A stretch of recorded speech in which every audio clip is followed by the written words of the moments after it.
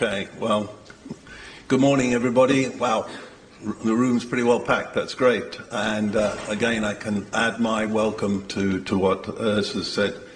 First and foremost, I think we've got to deal with the nitty-gritty, which is the antitrust statement. As you know, we're a trade association and we have to be careful. So please be advised of the following important competition law rules governing this conference. There must be no off-the-record or commercial discussions at any ULD care meetings applicable to both virtual or face-to-face meetings. Thank you. You'll also see on the tables there is a little pyramid with a lengthier explanation, but please just remember we cannot get involved in any kind of commercial dollar discussions in this group. So, also, thank you to our sponsors, without which we couldn't make this happen.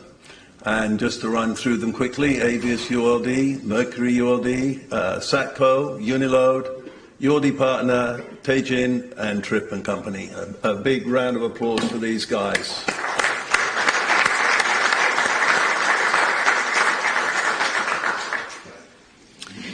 So, just a quick run through of where we're at this morning. We've already had Urs with a few remarks. I'm now going to, and apologies for this, it's going to be a little bit of death by PowerPoint, but can't be helped because there is a lot of material to be a foundation for the discussions we're going to have. And I'll be aided in this with Perti, who's going to help us out talking about training, and Louise, who's been leading the sustainability activities for the last year. We'll then have a coffee break, and by the way, I'm having to watch the time very carefully because at 10:37 precisely, I have a 6-minute speaker slot in one of the other events. So if you see me running out of the room, that's what's happened. 11 o'clock till 12:30, we're going to try a new approach, as Urs said. We don't want us to be standing up here talking to you. We want to hear from you guys. And in that regard, we have this new toy. Okay, you going to throw it? Okay, it's coming your way, guys. If you catch it, you have to speak to it. Okay? It's just a ball. It's got a microphone. Oh, right, thank you. I don't think it's turned on. But It's not turned on at the moment, but it will be. And the point of this is to get the conversation going around the room. I've seen it used before in conferences, and it works very well. Yeah, we'll see some throwing skills here. So, just an introduction to a few of us. For those of you who are not familiar with all of us, we've got Urs, who's just been speaking, myself, still standing, and Paris, who's outside and does a magnificent job keeping this whole show happening. Then, in terms of airlines, we actually have a potential of 6 airline members on our board. At the moment, we have just 3 because it's a while since we had elections. It's now moving into its 4th year, and we will have elections next year. We have Greg Feeney, who's sitting in the back there, Abdullah, who is somewhere, there he is, over there, and Jobies, who just sent me, oh, you found your way here, Jobies. He just sent me a WhatsApp saying I'm lost. And we have open positions for 3, so we hope with the next election we'll recruit some more airlines. For the non-airline participants, we have Joss, who unfortunately isn't here this year, Frode Eriksson, who is, Frank Hung, Turindu, who is, due to some legal issues, not here, Risani, who had to pull out at the last minute from AmSafe, Charles Drummond, who I'm sure is in here somewhere, and Roy Chang, who is here but didn't have his picture in time. And then from the pooling companies or consolidating companies, we have Gert, who unfortunately, get this, has got COVID. I mean, it's almost a non-subject these days, but Gert's got COVID. And KJ from Uniload. This is KJ's first attendance at this event, so we're very pleased to see him here. And then we have the 4 independent members, Urs, myself, now, and Darren, who is over there, and I'll say a little bit more about Darren in a minute, and Chris Notter. So, yeah, let me just say a few things while we're on the membership. I can find my glasses here.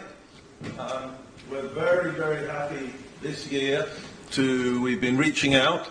So we have we have one guest from Tailwind Airlines, sorry, 4 from Tailwind Airlines, 3 from MNG Airlines, and 1 from Turkish Airlines and 1 from Turkish Cargo. So it's great to have them here. I'm not sure if they've all actually arrived, but we really welcome these people who are not actually our members. We hope they will become members and stay with us for the long time. Also, while we're talking about new members, I'd like to welcome particularly 4 new non-airline members. We have Radiance, we have Hans sitting over there. We have Diatom, and I'm not sure where they are, somewhere out there. We have Mercury ULD, who is now a full member, and we have Menzies. And Menzies is particularly interesting for us because they are, of course, a ground handler, and we've always been wanting to look for them. Also, I'm pleased to say that we have LOT Polish Airlines, who has been a member for a very long time, but who kind of disappeared off the radar during COVID, but has now returned. So, and I don't know how many people we've got here who have travelled from the US, and I guess we have to apologise a little bit for the fact that this meeting is the 3rd in a row in the Europe sphere. I believe there's very, very good signs that we will be moving to somewhere in North America next year. So, apologies for dragging you all this way for the 3rd year in a row, but thank you very much for travelling this far. Okay. So the program for today, as carrying on, we have 12:30 till 14:30. We have the networking lunch, and then basically we move into the main air cargo handling auditorium, which is downstairs, and that's a big room. There's 700 delegates going to be fitting into that for the opening plenary, and we have an opportunity to wave the ULD Air flag, because I will be one of the main panelists there. I'm not sure how much I'm going to be able to say, but I think it's a good exposure for ULD to the greater industry. Then, when we get to the coffee break, we then are back up here, because then for 2 hours, or longer if it goes on, we have the opportunity to share with everybody, and I'll talk a lot about it in a minute, on the new system, the ULD digital system, which means I need to introduce Darren in particular. Darren is a big part of the IT brains behind this whole project. I'm kind of the subject matter guy, and he's the IT guy who's turned it into a working system. So please come and spend as much time as you like here. It will be very much hands-on. It's not going to be death by PowerPoint or something like that.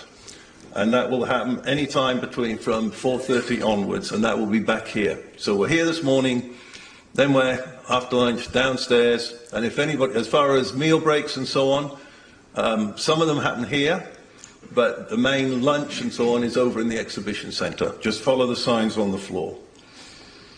And that's that. Now we have to do a quick computer change, which I will put in the hands of the IT guy, and fire up my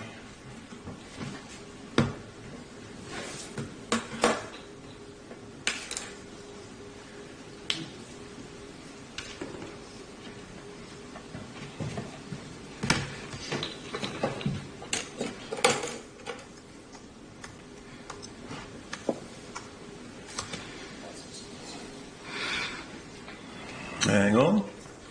Looks like it's connecting. Is it connecting?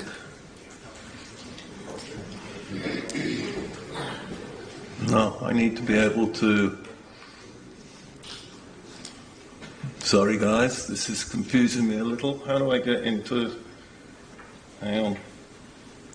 I'm going to go out of this for a second. I need to deal with the technology here as usual.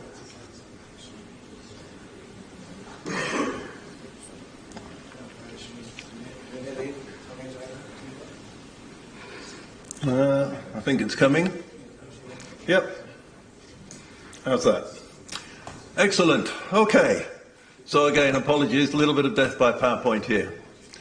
So what I want to do this morning is take us through a review of what we've done in the last 12 months, because we have done an awful lot. And it won't just be myself. I will kick off, but then we will also involve Pertti from Airport College, who is well known to many of you, I think, to talk about what's been achieved on the training side, and Louise from VRR, who has been spearheading the sustainability project. So, let's go back to 2023. What did we do at last year's conference? I don't know how, quite a lot of people who were here were at last year's conference, but for those who weren't, let's just quickly run over it. So we talked a lot about digital. It was our opportunity to introduce our digital initiatives. We'd already talked about them in 2022, but we'd made a lot of progress in 2023. So we talked a great deal about that. We then moved and talked about sustainability, and this is when VR introduced the idea of having a sustainability label. On the training side, Perty launched the training challenge, the ULD challenge, of which he'll talk more later. And we had an update on safety, particularly, of course, the never-ending story of lithium batteries, fires. So, as Urza said, we've been evolving our participation in this conference. If I go back to 2022, we basically participated in the Innovation Showcase, which is where I'm going to go this morning at 10:37, and we were involved in the sustainability panel. But it was a toe in the water. We just were testing the waters. Last year, we then also had a slot in the Innovation Showcase, and we also I spoke as part of the main plenary digital panel. This year, we've moved even further.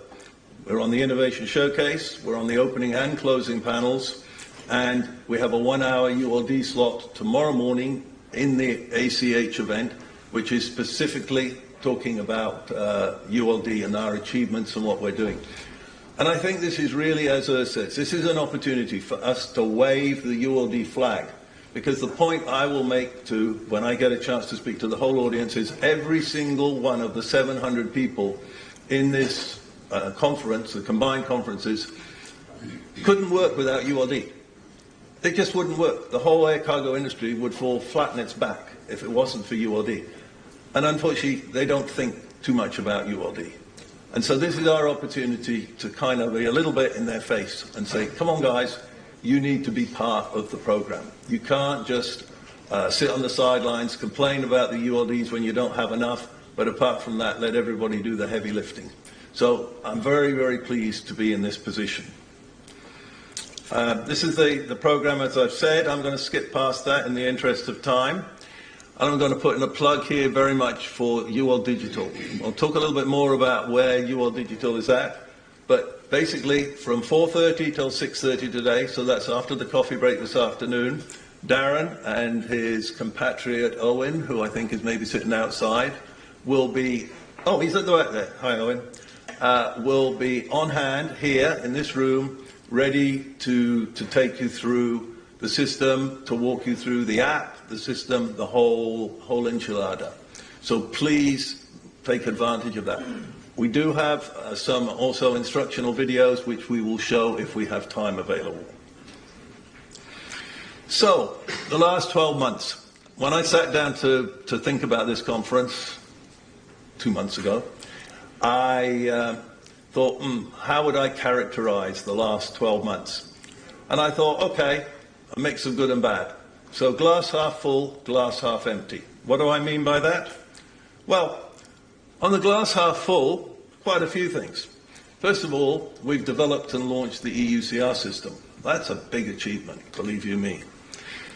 We've seen the Sustainability Task Force make great progress with the the sustainability label, and I think that is also remarkable. And I'm really, by the way, can everybody hear properly? Maybe I move the microphone slightly. And on the training side, we've cranked out 2 more ULD 60-second videos, and these have both been done in collaboration with Airbus, with Jürgen, who is responsible for the hold liners in all the Airbus aircraft, and damage is one of his pet hates. And this came out, I think, of a conversation at last year's party that we thought, yeah, why don't we do something more? And so there's 2 ULD 60 seconds. One is shipside inspection, and one is in-hold ULD operations. And you'll get the chance to see these. These are really great additions to the ULD 60-second portfolio. As I said, we've gained, well, actually, I've got in here two non-airline members, and I see I had participants in this year's conference with a question mark, but I believe we're somewhere around 70, which is a great number. And I'm pleased to say another of the achievements this year has been we've increased the interaction with the consolidators, Jetdata, ACL, and Uniload, in no particular order. They are more and more, we feel we're working in partnership with these guys, and I think that's great because they're a force to be reckoned in this industry. The airlines will know that towards the end of last year, we put out a request for what we call a development levy, which is a tradition across this group for funding for the. There's a couple of seats down here near the front. If you're looking for a seat, you'll have to squeeze in a bit. I see we're really on a full house. Wow. So we had a fairly positive response to that, although we're still looking for additional funding. And as I've mentioned, we increased our collaboration with Air Cargo Handling Limited. So what's empty about the glass? Well, there's a real aversion in the industry to spend money. I mean, I've been around this industry now for over 40 years, and I know the airline industry has its ups and downs, and the cargo industry has even more extreme ups and downs. But somehow there seems to be a bit of a really tight-fisted on spend, and I find that a challenge. We lost a couple of members. We lost Cathay Pacific, who had been a member for many years, and ditto Air New Zealand, which was a shame. ULD Care, and we'll talk more about this tomorrow, ULD Care's finances are running a little bit on the low side. We're not in panic mode yet, and we have some solutions that we're planning, but running a little bit low. The development levy, which I mentioned on the previous slide, we didn't do badly, but we didn't do as well as we might have. So I put that in half full and in half empty. And continue in ULD. Our challenge is the lack of human resources, because basically the human resource behind ULD Care is predominantly Urs and myself. Fortunately, neither of us have day jobs. We have our board of directors who do contribute, but of course they all have day jobs, which I know makes a big difference. So we face a bit of a challenge there, how to keep this whole project moving forward. Anyway, so my next question really is it time for us to repurpose ourselves? And that's a question I'm going to throw out to the audience, because we've got these sessions where we really want you to engage. We want you to tell us. You know, we have about 6 board meetings a year. We had one yesterday afternoon where we all sat downstairs for 3 or 4 hours. And we have roughly every 2 months, we have an online Zoom call. And that's good. But this is the one time a year when we all sit together. We want to hear from you. What is it you're looking for from ULD Care? Because we value your input and we think you can give us more. On the upside, what do we achieve? Since ULD Care became in its current format, after it left IATA and renamed itself from IULD UG to ULD Care, I think we've done a pretty good job of advocating for ULD. We've got the website, we've got the newsletters, we've got social media now, we have the conferences. We've done a pretty good job, but is it enough? We've also continued to maintain and operate the IULD UG system. For those of you not familiar with it, the IULD UG system is what processes transfers of ULD between airlines in the course of cargo interlining, and is what started this whole journey in the 1970s. And we've kept it up and running. And of course, we've run the annual conferences, which, judging by the attendance, I think people really enjoy. On the downside, what do we see? We see across the whole industry, as I say, I've been in this game for 40 years now, we see a slow but irreversible decline across the entire airline industry of enthusiasm, shall I call it, for ULD. Some airlines simply press the too hard button and outsource it. fair enough. If you haven't got people on board who are going to do a good job, you better get rid of it and get an outsourcer to do it. But it does mean that we see a slow but steady deterioration in the number of people who really have a significant interest and also significant experience and knowledge in ULD. And as I've mentioned, ever tighter financial constraints.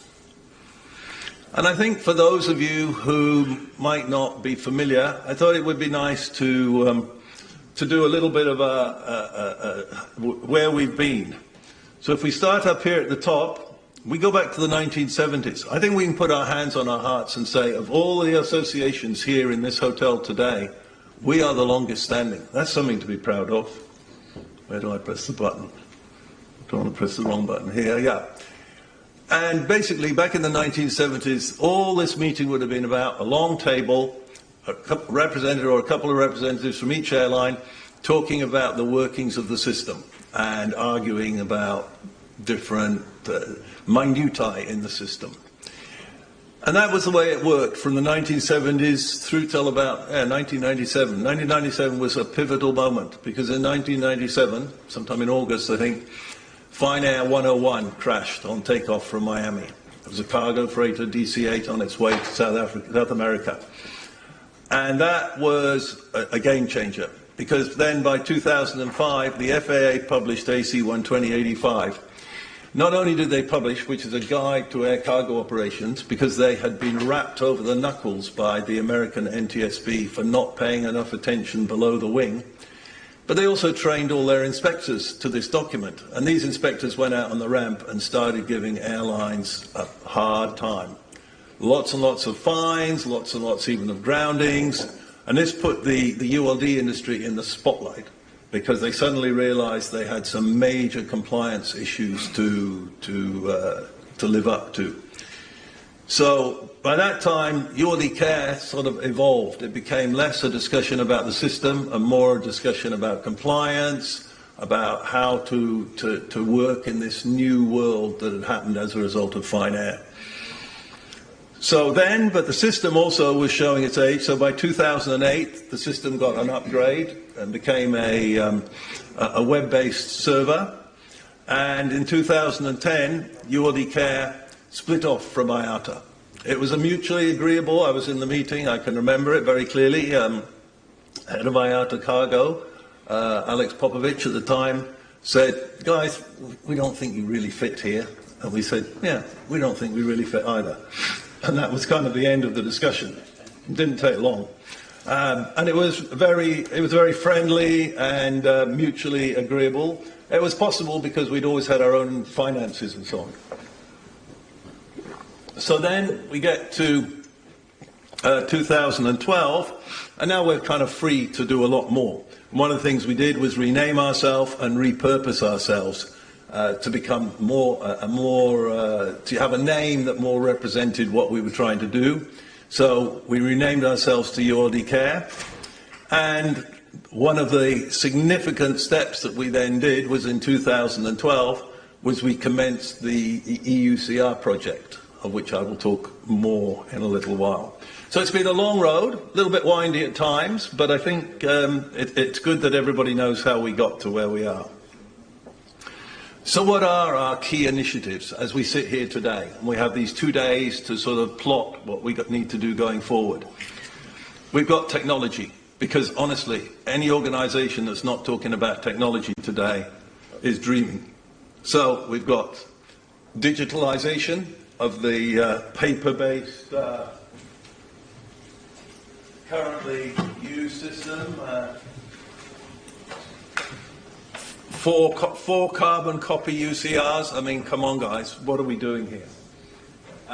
We've got tagging. There's quite a lot of discussion about how to digitally identify ULD, and there's various projects I know going on commercially, of which we wholly support, and we think that there's an opportunity here for the industry as a whole to move forward and to adopt these new technologies. And design. A lot of design these days is less about the utility, but a lot of work goes into particularly fire containment and all that stuff. Massive amounts of work has gone into that. I'm sure we'll continue to do that. So on technology, these areas, and we'll have a session on that tomorrow. Sustainability. Everybody's talking about sustainability. I have 3 grandchildren. You know, I'm not so worried about myself, I'm 75, but I do worry about how the world will look for my grandchildren. And all of us, and it appalls me the amount of waste. Actually, what I will say is the ULD industry can be quite proud of itself. When I started in this game, a typical LD3 weighed 125 kilograms. Whoa, you could go to battle in that thing. Now, a typical LD3 weighs about 55 kilograms, and that's a result of this industry. And I think we can be proud of ourselves. That's an enormous weight saving we've delivered to the airline industry. It was done on a commercial basis. Everybody was kind of wanted to be ahead and going ever lighter, but it has delivered enormous value to the airline industry. But we can't stop, and we need to keep going. And I think our initiatives on sustainability are very, very important. Training, this is just an endless struggle. We know there's this massive turnover in the ground handling industry. The average person working with ULD's probably been on the job for 10 minutes and is hoping to be out of there in another 15. So it's a struggle. Gosh, I hope you're going to find a seat. There's one over here. Sorry, the person who just, oh, sorry, you're from the AV team. No problem. And then, of course, the never-ending talk about safety. We don't want to be in the front line of safety because that's the job of the ULD board and the SAE group. But we still want to keep safety on the discussion.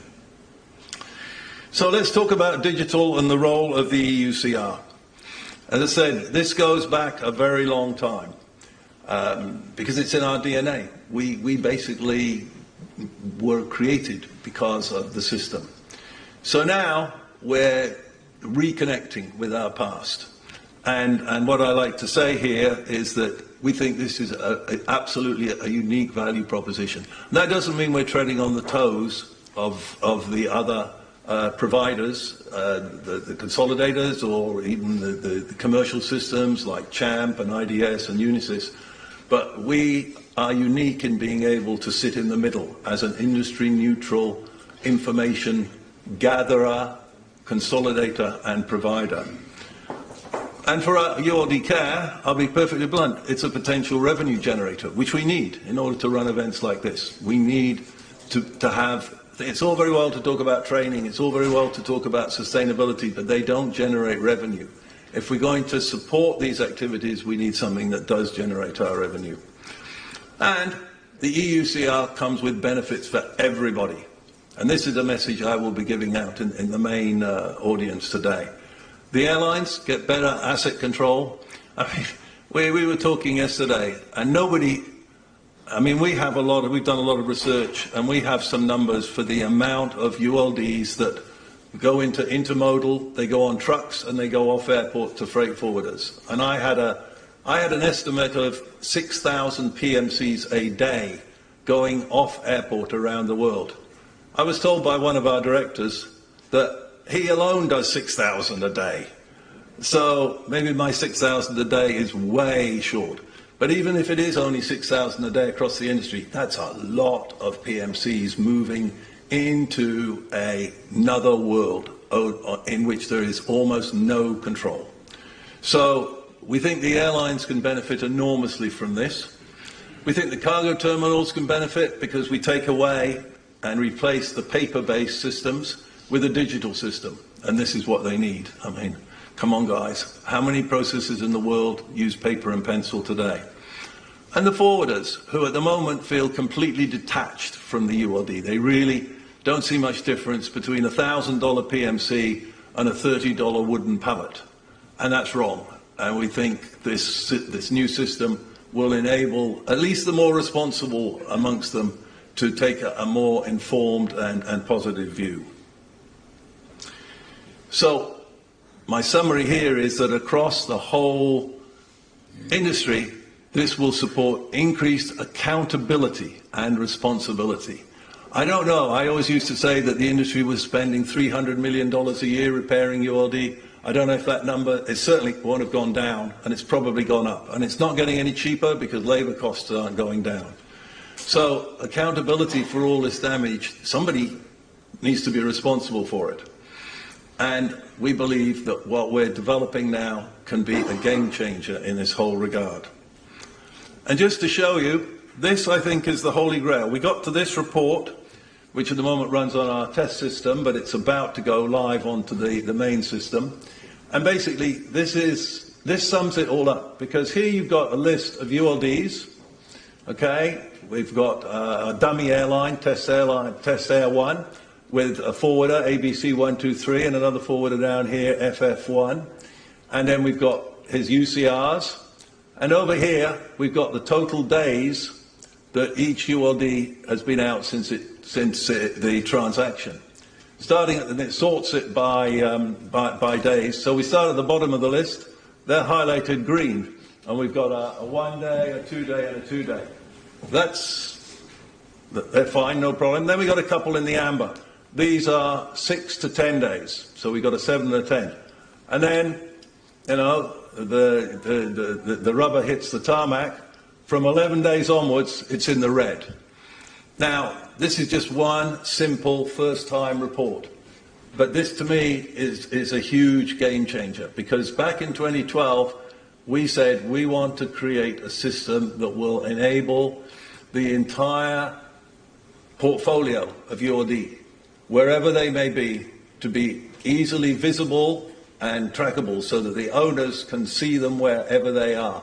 This doesn't tell you exactly where they are, but it does tell you who's responsible, and that's good enough. Because from this, and a report like this can be used in multiple ways. It can be exported to PDF, to XML, XLS, CSV. It can be emailed automatically. There's lots of things we can do with this, but this is the basic. And this, as I say, I think we've crossed the finish line in the race that we started in 2012. And to me, that's fantastic. So we've arrived. That doesn't mean we're going to retire. Far from it. We've got a long way to go yet. So where are we at on this project? Basically, we've completed what we call phase 3. Phase 3 is where we took the old IULD UG, which is just airline-to-airline transfers, and we brought that into this system. And that enabled us to start providing all the legacy functions of the old system. And at the moment, it provides basic off-airport functions. And to give you a little bit of an idea, these are some of the sort of reports you could expect to see.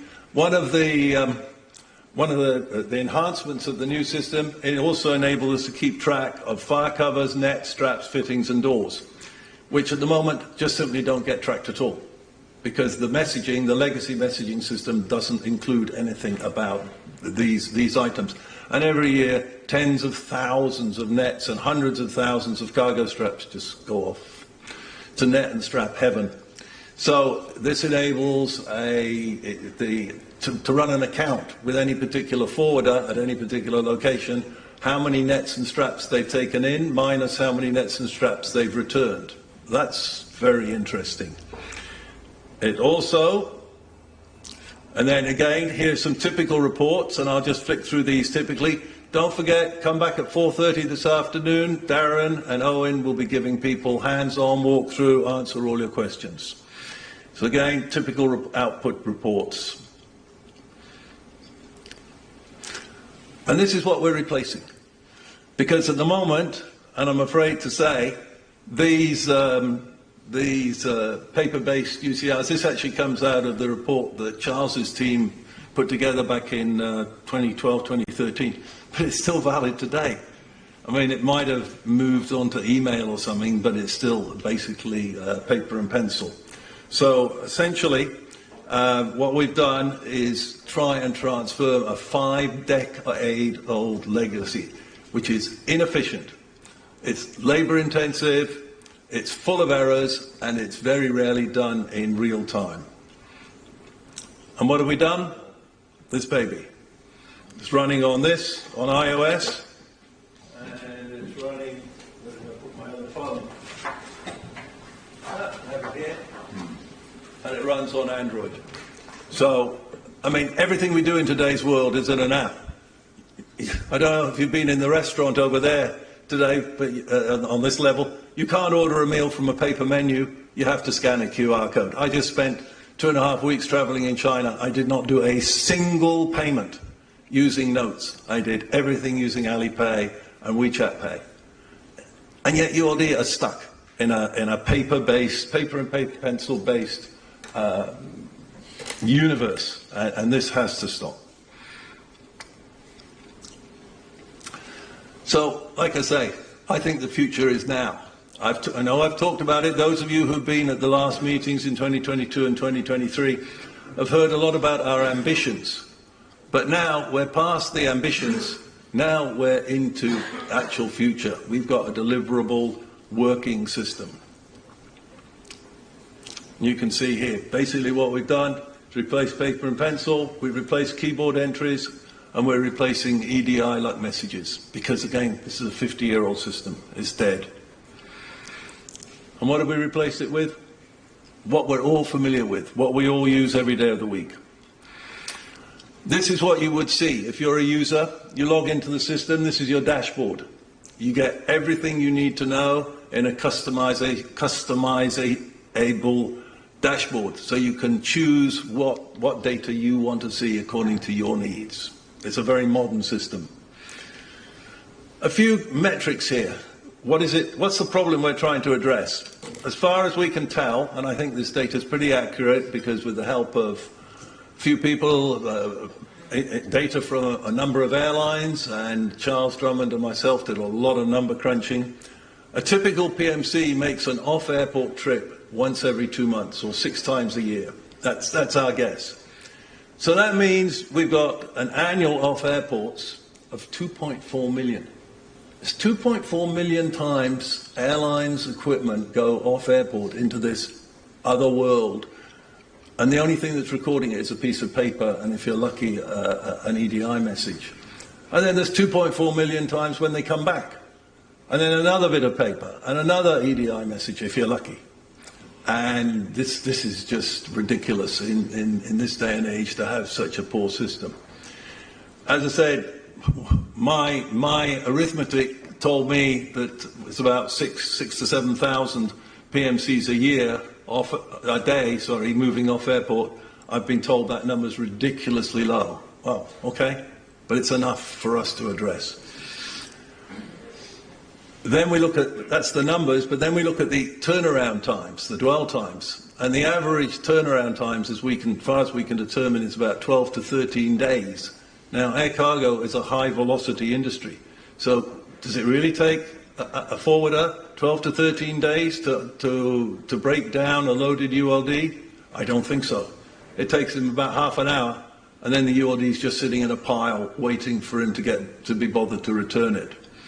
So if we say 5 days would be a reasonable figure, which is what comes from the maritime industry, that means 7 to 8 of these days are overdue days, which means that about 30,000 PMCs are overdue for a return, which is about 700 Boeing 747 ship sets. You know, everybody loves to talk about ULD shortages, but a big contributor to ULD shortages is the stuff that's sitting in the freight forwarder sheds day after day. So the big question everybody asks, well, what's in it for me? You know, if I'm going to use this system, if I'm going to subscribe to this system, what is in it for me? Well, I think I said earlier, for the airlines, it means you can take back control of your ULD assets.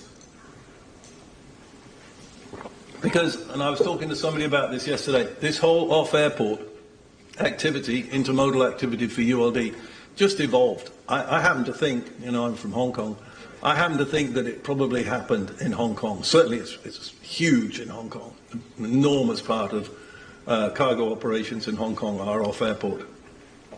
But there's nothing. You can read through masses of IATA literature, documentation, standards. Nothing covers the procedures for this. It just is an accident.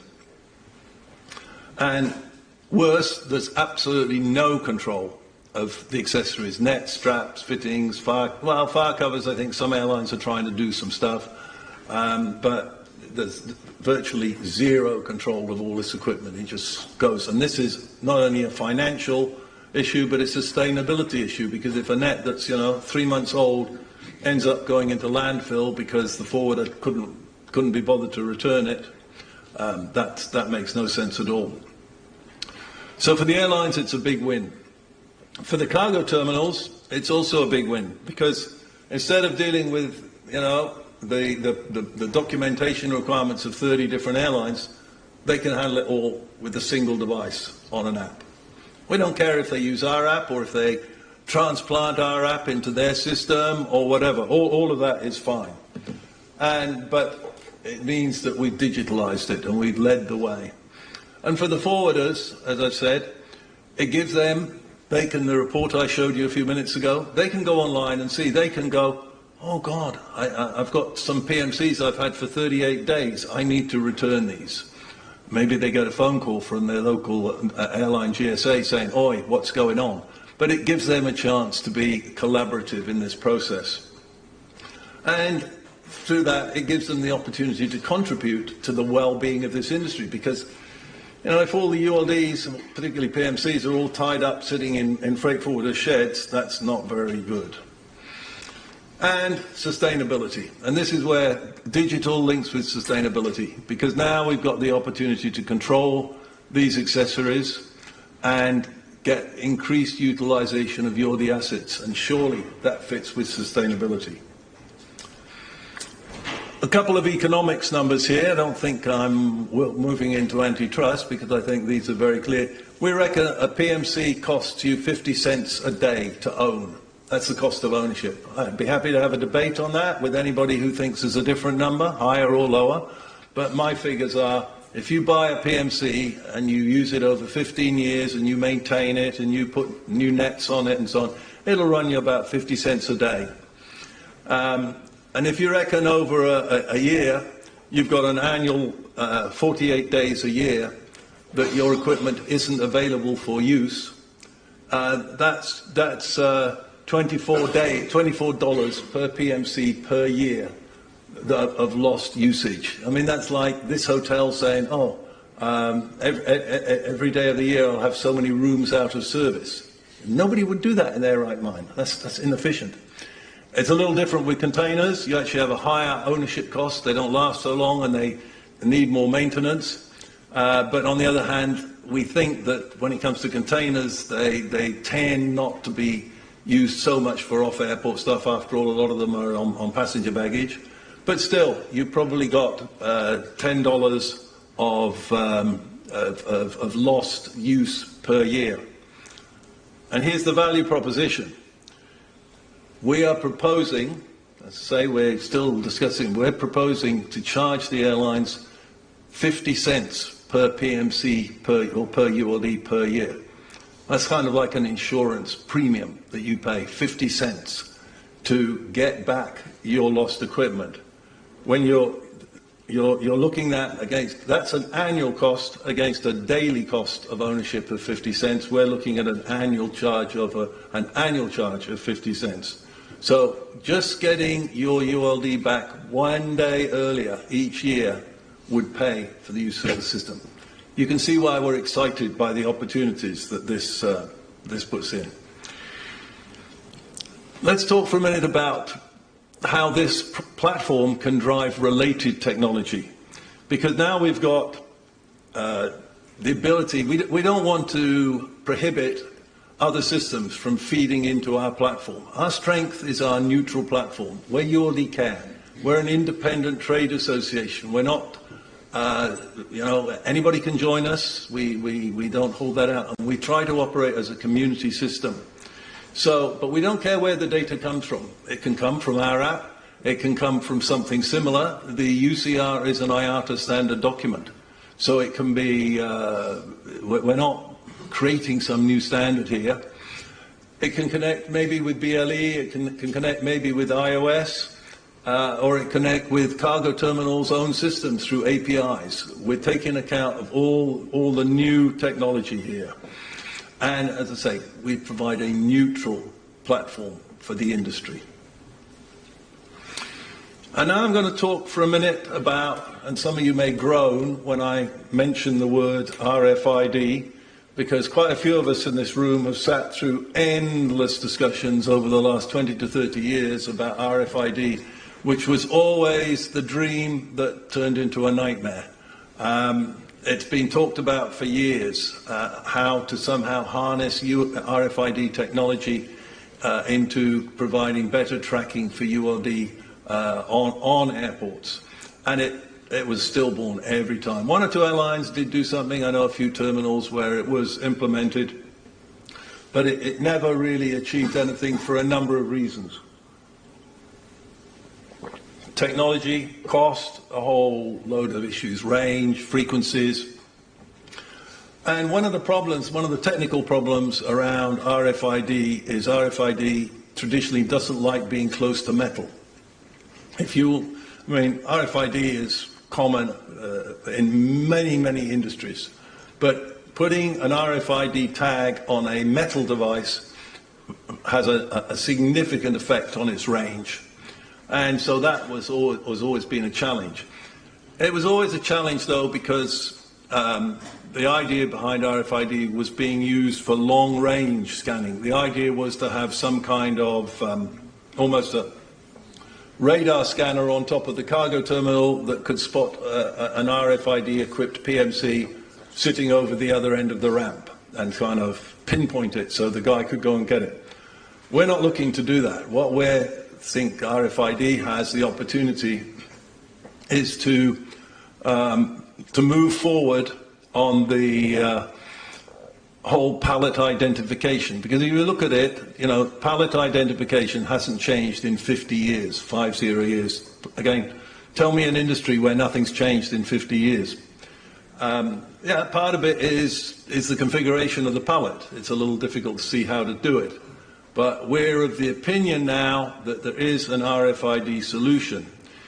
Why? Well, a couple of things. First of all, RFID is on metal is quite rapidly evolving. I'm not going to get into the technology here because it's way over my head, but it's all to do with the chips and how the chips handle this situation. And the chips are increasingly more and more capable. Now, some of you who were here in 2022 will remember that I had a sample. We'd playing with this, and we had samples of RFID tags that were about that long and that were 5 millimeters thick, which we thought was pretty impressive. The problem is, of course, you attach that to the edge rail of the pallet, everybody went, it'll get knocked off. Well, okay, maybe it would, maybe it wouldn't. I'm not sure, and that's a debate we can have. So, back to the drawing board. And a few months ago, Darren, who's got a very strong background in RFID, said, hey, Bob, guess what? We've got a 2 millimeter thick RFID tag. What? 2 millimeters? I mean, that hardly counts. And that's what we've got here. And again, later today, we've got some samples of pallet edge rail. We haven't got any full pallets, but we've got some little short pieces. We've got a reader. And you can actually see how this works. Now, that doesn't mean it can be over there and it'll read it. It might do. But what it does mean, if you've got a pallet stack and you're trying to read it with your eyeball, you can instead read it with a reader. And you're not writing it down on the back of your hand or a piece of soggy paper. It's going into the system, which again is going straight into the app. And what's important about this stuff also, this is inexpensive. This is not some sort of deal that will die because of too much cost. I'm not going to talk about specifics, but it's a very economical solution. I think on its own, and I'd like to sort of try and draw this to a bit of a summary here. If we look in the middle of my triangle here, we've got the digital solution. And what connects all these different components and bring the digital solution connects with the EUCR app. It connects with the RULD-UG system, which is the platform, and it connects with RFID. Now, you don't have to have RFID, you don't have to have the app. You can do mix and match according to what you want to do. But basically, the platform in the middle is the is the facilitator of these new technologies, of the new ULD Care digital proposition. And I think that's what's very exciting here. And with that, I'm going to pass the podium over to Pertti to talk to you about what's happening on the training front.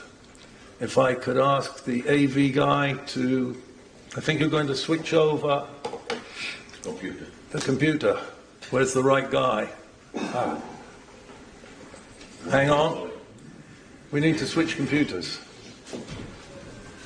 The one who used to be here. Yeah.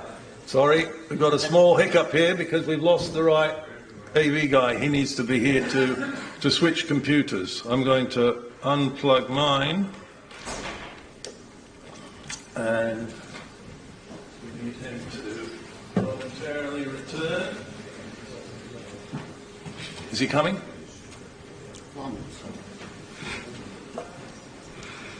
Apologies for this.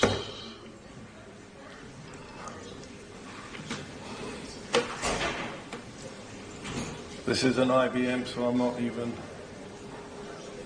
too clear how we need to do things. This was an unforeseen. Oh, well, it sometimes happens. Yep. Is this your mobile? Yes. Okay, and your class? Yes. Yes. All right, just a moment.